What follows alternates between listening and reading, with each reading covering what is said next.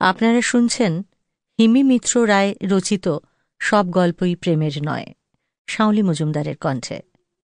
গল্প ফাতিমাদের কথা। ফাতিমা প্রস্তুত, এতদিন ধরে অভ্যেস করে করে। ও ঠিক পারবে, নিজের ওপর ওর সম্পূর্ণ আস্থা আছে। সকালে উঠে কুয়োর পাড়ে গিয়ে ঠান্ডা জলে স্নান করে নেয়।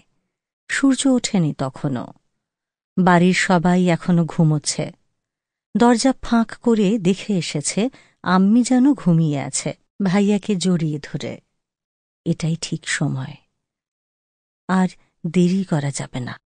সময় কম, 7:30টার মধ্যেই যা করার করতে হবে ফাতিমাকে। ওর দৃঢ় বিশ্বাস ও পারবেই।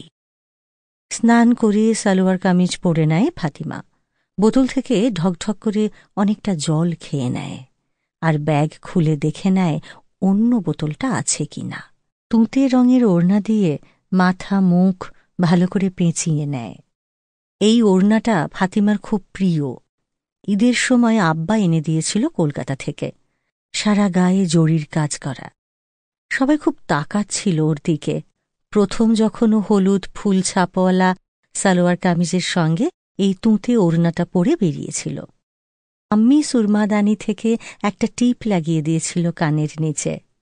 আব্বা নারকেল ছুলতে ছুলতে হা করে দেখে যাচ্ছিল ওর দিকে। স্পষ্ট মনে আছে ওর। বলছিল, আমার বাচ্চাটা কত বড় হয়ে গেল রে, আমি তো টেরই পাই নাই। পা টিপে টিপে দরজার ছিটকিনি খুলে মুখ বার করে দেখে নেয় কেউ দেখছে কিনা। করিম চাচা অনেক সকালে উঠে ঘোরাঘুরি করতে থাকে। আজ হঠাৎ ওকে দেখলেই জিজ্ঞেস করবে কোথায় যাচ্ছে ও, কত প্রশ্ন করবে আরও তার ঠিক নেই।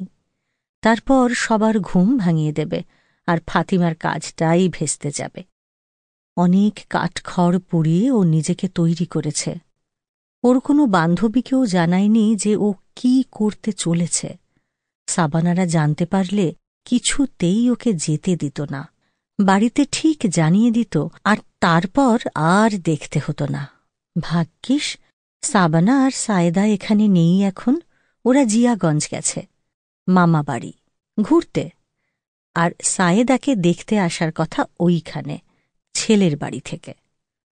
ওরা বলে দিলে আম্মি আর আব্বা মিলে ফাতিমাকে ঘরে বন্ধ করে রাখত, বা হয়তো খোদাগঞ্জে দাদিজানের বাড়িতেই পাঠিয়ে দিত, আর ওর অনেক দিনের সাজানো প্ল্যানটা একদম শেষ হয়ে যেত। খোদাগঞ্জে যেতে ফাতিমার একটুও ভালো লাগে না। সারাদিন ঘরে বসে থাকতে হয়। দাদিজান কোথাও নিয়ে যায় না, বেরোতেও দেয় না। 2-1বার একটু বাড়ি থেকে বের হয়েছিল ও। গ্রামের লোকজন অদ্ভুতভাবে তাকায়, মনে হয় অন্য কোনো জন্তু এসেছে খোদাগঞ্জে। তাকানোগুলো একদম ভালো লাগে না ফাতিমার, রাগ হয়। ঘরে বসে রুটি বানানো আর সেলাই করতে কতক্ষণই বা ভালো লাগে। কান্না পায় ওর। না, কেউ নেই। দরজা ভেজিয়ে চুপচাপ বেরিয়ে পড়ে। পেছনে তাকিয়েও দেখে নেয় যদি কেউ থাকে। আশ্বস্ত হয়ে জোরে হাঁটা দেয়। সফিদুলের আসার সময় হয়ে গেছে। এবার ফাতিমাকে ওর কাছে যেতেই হবে। অনেকবার গিয়েও ফিরে এসেছে, মন শক্ত করে ও। নৌকাঘাটের কাছাকাছি চলে আসে জোরে হেঁটে হেঁটে। টুপটাপ করে লোক জমা হচ্ছে ওই পারে যাবার জন্য। সুবল মাঝি ফাতিমাকে চিনে যেতে পারে, ওড়নাটা ভালো করে আটকে নেয় তাই। জুতো হাতে নিয়ে নৌকোয় উঠে বসে সামনের দিকে। মাঝি তাকায়, কিন্তু চিনতে পারে না। আশ্বস্ত হয় ও একটু। নদী পার হতে 8 ঘণ্টা মতো লাগবে।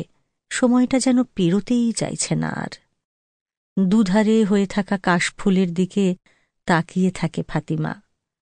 সূর্যোদয়ের সময় কাশফুলগুলোর ওপর হালকা কমলা আভা ছড়িয়ে পড়েছে মনে হচ্ছে। সুজলা সুফলা সুরিগ্রামের ফেলে আসা দিনগুলোর কথা ভাবতে থাকে ও।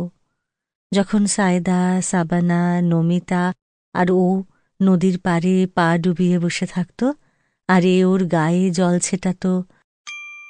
Sample complete. Ready to continue?